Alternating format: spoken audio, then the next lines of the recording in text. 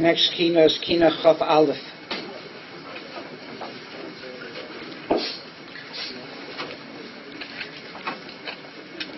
Arze Halvonon, the Kinna and the Asara Huge Malchus. This Kinna we will relate to Sreifas HaTorah, which occurred on Shivasa B'Tammuz.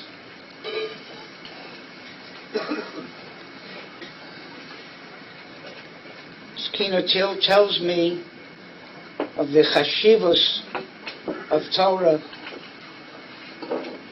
Even someone who learns Torah is mekayim mitzvahs, but he's not machshiv the Torah. Torah is not the most important thing in his life. He does it. But that person, the Torah is not mogin. Svarim say, question was asked, Alma of the Haaretz, and the Rebbeinu Shalom said, Al Ozvam es Torasi, Shalo Berchu B'Torah Tchila. Because they didn't make a bracha on the Torah, that's why all the Churbanos came. More than Gilui Arayah, Shvichas Dom, and Avodah Zarah was the first Beis HaMikdash. So they explain, David HaMelech, because he tore the Me'il of Shaul HaMelech, he was mevazeh clothing. Later on in life, he didn't get any benefit from the clothing. If you're mevazeh something and you're mezalzel in it, you don't appreciate how important it is, then it doesn't protect you. You lose your protection from that thing. So too, Klal Yisrael learned Torah and they observed Torah. So how did they come to Gilui Arayah, Shvichas Dom, and Avodah Zarah? Torah is supposed to protect you. But since Lo Berchu B'Torah Tchila, they didn't show the chashivas, they didn't feel Torah was chashiv, didn't deserve a bracha. And if you're not machshiv Torah, the Torah doesn't protect you. Just like the clothing of David HaMelech didn't protect him because he wasn't machshiv, the Indian of clothing. So all of the Gilui Arayah, Shvichas Dom, and Avodah Zarah, even though they learned Torah, but they weren't machshiv Torah, Torah couldn't protect them. And therefore, someone who learns, is an Avreich Afilu, learns all day, but that's not the Ikar Chashivas in his life. The more important things in life, except he spends most of his time doing this, because that's what he does. And there's something sorely missing in that person's relationship to Torah. So a person's osek in other things in life, a balabos, who learns an hour or two a day, but that's the ikar of his day, the learning. And everything else he does in order to support the ability to learn. That person's machshiv Torah, his Torah is more chashiv. Avadi, a person who sits and learns all day, and that's the most chashiv thing in his life, is on a higher level. But it's shy for a person to learn all day, and that's not the most chashiv thing in his life. And a person learns 2 hours a day, and that is the most chashiv thing in his life. Second person's on a higher madrega. Aaron Kotler was Moshav Nefesh to create Beis Medrash Gavoa. Unlike other institutions where Torah was a means to reach other things. Torah was a means to be able to be a Rav, or to make a parnasa and other things, which is important. But Rav Aaron held there had to be a place where Torah was kula lishma. It wasn't a rabbinical seminary where people learned how to be rabbanim. They were learning Torah for one purpose, because Torah is chashuv. So they say, sedated by heavy doses of morphine, Rav Aaron Kotler, Rosh Yeshiva Beis Medrash Gavoa, lay immobile in his hospital bed. It had been a few weeks since he had last spoken, and it was unclear if under the heavy sedation he was even aware of his surroundings. His condition notwithstanding, endless swarms of visitors came to Mivakar Chola and bid farewell to their mentor and leader. Over the years, many celebrities had been hospitalized in those wards, but the hospital staff at Columbia Presbyterian had never witnessed anything close to the outpouring of love and devotion that was showered upon Rav Aaron. In addition to all the visitors that Rav Aaron received, the hospital staff was inundated with dozens of phone calls each day from concerned individuals who worried about the health of their illustrious Rosh Yeshiva. The former First Lady Eleanor Roosevelt was interned in the same facility as Rav Aaron, that she didn't have nearly as many visitors as callers as Rav Aaron had. The receptionist brought it to the attention of the physicians that the patient they were treating seemed to be a highly prestigious individual.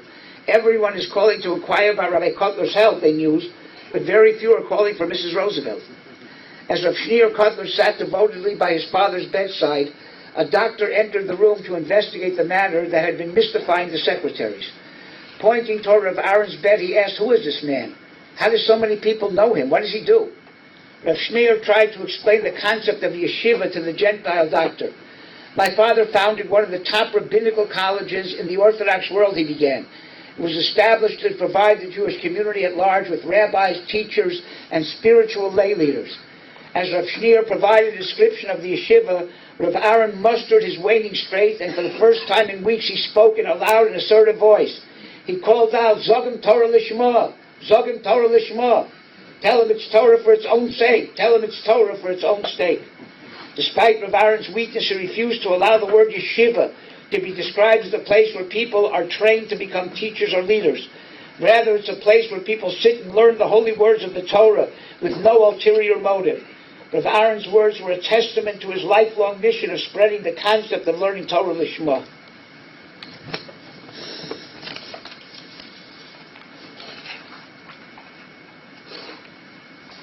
There's another danger of underestimating the importance of Torah, and that is to do averis for the sake of kiyum of Yiddishkeit, which the more a person reaches a level where he can make those decisions, the bigger the Yetzer Hara is. People who think that they can get around the Torah, but they're doing it for a good purpose. The Sham Sofer says, on those people, the Torah said,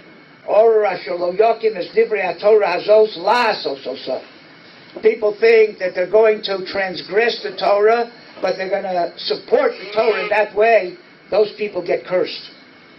Yisrael Salanter brings a mashal, why that's the case. So there were once two kings, King Reuven and King Shimon. And King Reuven, this story is told in many different ways, just the way that I heard it. King Reuven told King Shimon that he loves to make bets.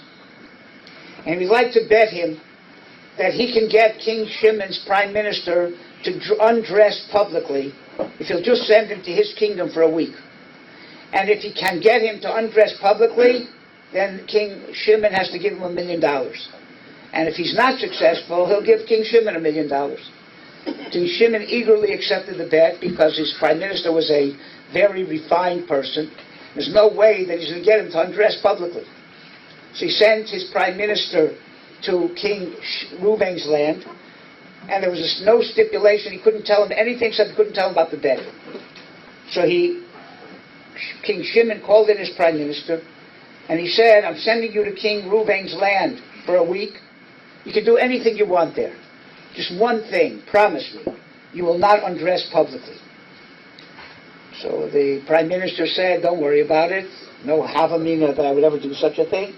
And fine. So he comes to King Reuven's land, and he's there a few days.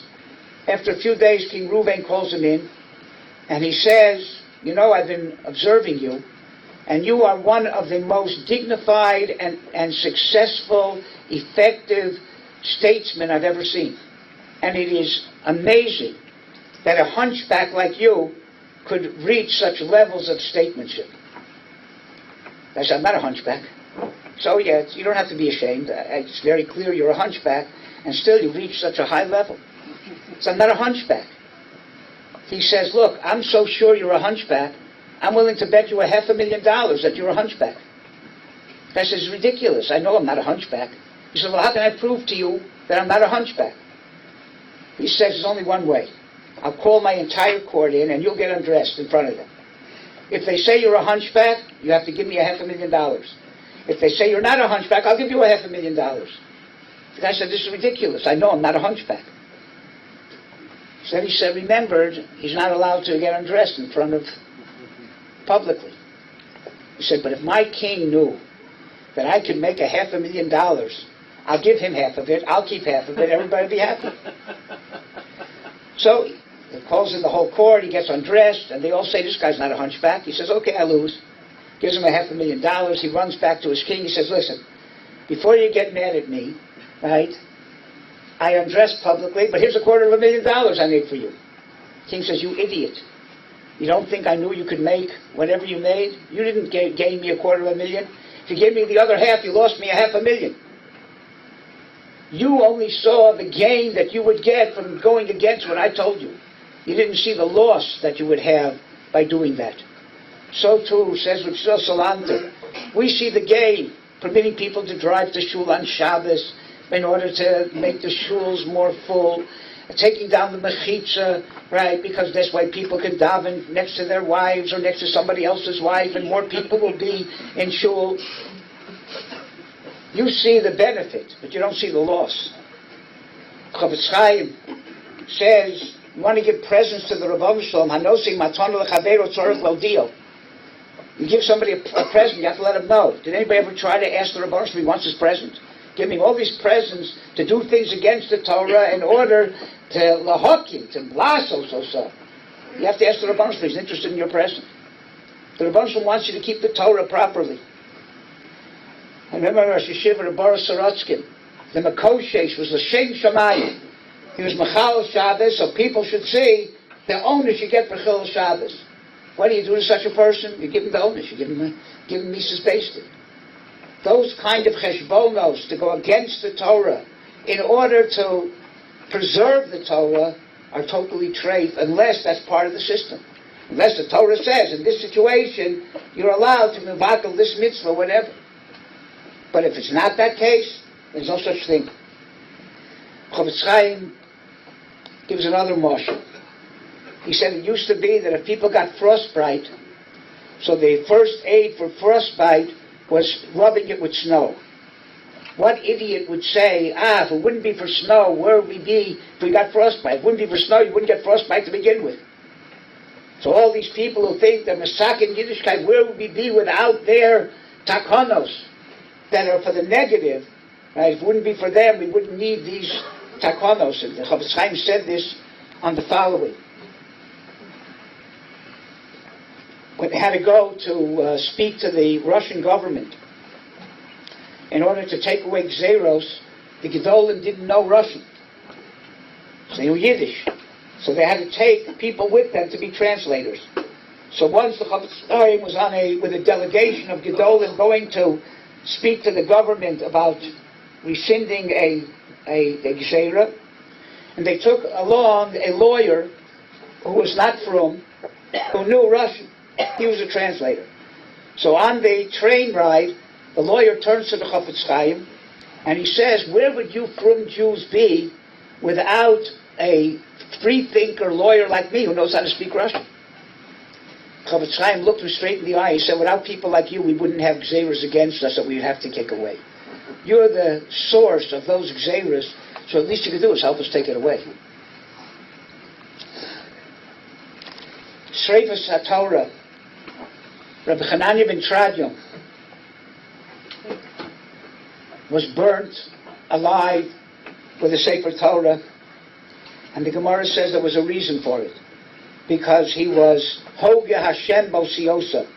He used the Shem Hashem to build a Lamos, Shem Sholem Beis, and because he took a Dover Kodesh and used it in a wrong way, and even though he did it L'Shem Shamayim and he did it fine, but people misunderstood what he did, he was punished. It's the idea, why was Sreifas HaTorah the Onish? So the Maharal says, because Torah is Kodesh, and everything with Kodesh has to do with fire. You have Psulei Mukdoshim, you have to burn them. And if you fool around with the Torah in an improper way, then you're fooling around with fire. I was thinking more than that. Torah before the world was created was Eish Shachar al Eish Lavan, and it wasn't in any specific order. It was Shemos of the Rabbanu Shalom. But once the Torah came into this world on Klaf, there's an order to the Torah. It's not anymore just Shemos of the Rabbanu Shalom. There's a way the Torah has to be kept in an order, right, that fits this world. Rabbi Hananya ben Tradian said that he wanted to use the Shemos of the Rabbanu Shalom from before the Bria to build the world. That's not the way to do it anymore. The way to do it now is to do it al pi Torah, al pi the way the Torah is on the cloth. When you burn Torah, so the cloth gets burned. The osios are porchos ba'aver. They remain like they were before the Bria. What you're destroying is the Torah that's in the Bria, and that Torah you can't fool around with. That Torah you can only achieve positive things if you keep the Torah, not try to circumvent the Torah. And Torah is only shayach, besora, emuna, kovit chachomim, people mevazah talmidei chachomim. Today it became the vogue to mevazah talmidei chachomim, as long as it's not from your group. If you belong to this group, you mevazah the gedolim of the other group. And if you're the other group, you can mevazah the gedolim of this group. It's a terrible, terrible, terrible sorrow. And it leads to terrible, terrible things, because then nobody is mechaber talmidei chachomim. If you don't like this Talmid Chacham, just go to another group, start another group.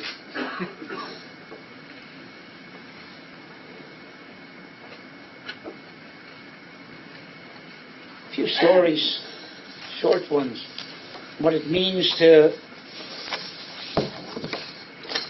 machshiv Torah.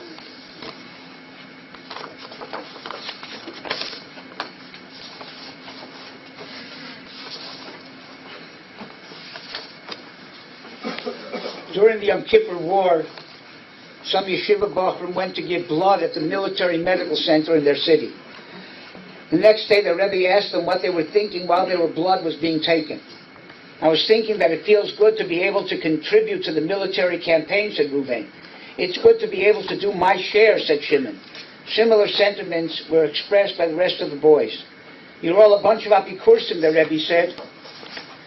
After the last boy had spoken, if you think giving blood does more than for the war effort than your Torah learning in the Beis Medrash, then you fit the category of people Chazal referred to as apikursim, for doubting the contribution made by those learning Torah.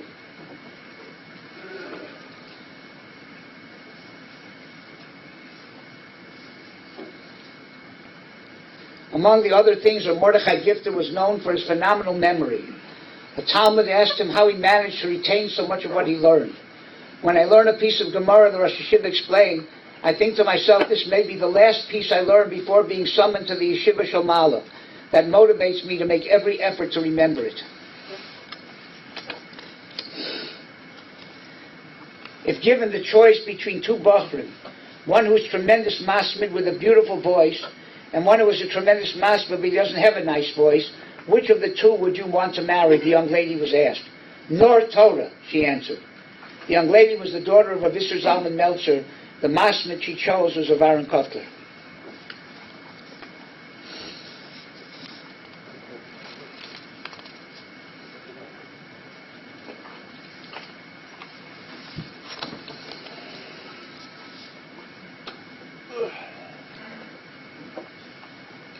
Rav Natoli Trupp, the Rosh Yeshiva of Chofetz Chaim's Yeshiva in Radin, was a beloved figure known throughout the Torah world as a major Talmid Chacham.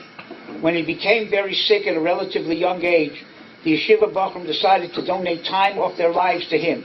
Some of the boys pledged days, some pledged weeks. After all the pledges were made, they approached the Chofetz Chaim himself to ask him to donate time off his life for the beloved Rosh Yeshiva. The Chofetz Chaim thought about it and then told the boys that he was willing to give Rav Naftali 1 minute of his life. The boys couldn't believe it. Rebbe, 1 minute, no more?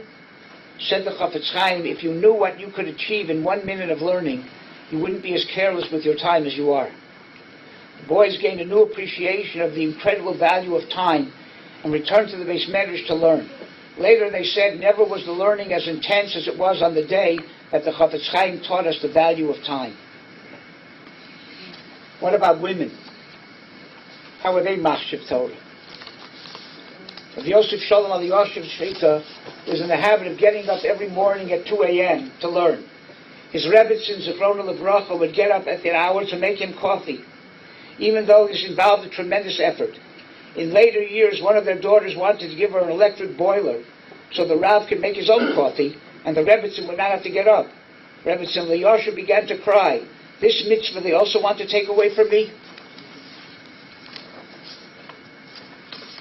The day after their marriage, Rebbetzin Eliashiv noticed that Rav Eliashiv was sitting in the dining room. Why are you still in the house, she asked.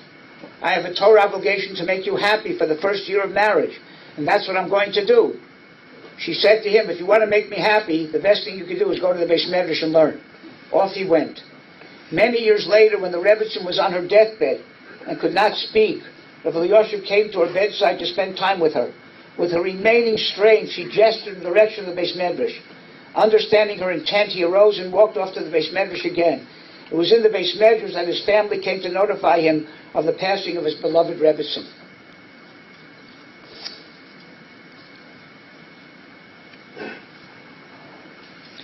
The great Rav Pesach Pruskin once woke his wife up in the middle of the night to tell her a chiddush she had come up with in understanding a Rambam. She told him to work on it some more to make sure that it was clear. At 5 a.m, he woke her again, and she got up and listened to the idea a second time. His grandson was once asked by Rav Pruskin why Rav Pruskin wasn't concerned about waking his wife up just to hear a chiddush. After all, she needed to sleep. The grandson answered, if my grandmother had a childless daughter who had had a baby after 20 years, wouldn't she want to be awakened in the middle of the night to hear the good news? The same here. She knows that she is a partner in his learning, and she is certainly not upset to be awakened by him to listen to his Torah thoughts. To her, that is like hearing the good news of the birth of a grandchild. A wealthy Jew asked Rav Aaron Leib Steinman, Shlita, the following question. He gave the bulk of his meiser money to yeshivas. Recently, he had been inundated with requests for donations from kiruv organizations. Should he shift his priorities? Because after all,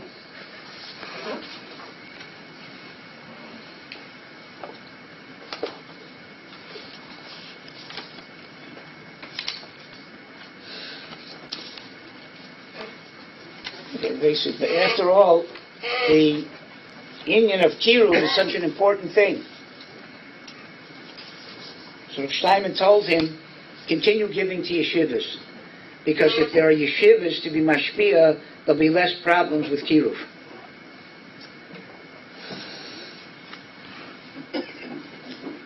One last thing for women. Rebbetzin Eliashiv's Mesiras Nefesh for her great husband's learning was nothing short of legendary. She and her daughter once put out a fire that broke out on one Yom Tov night at 2 a.m.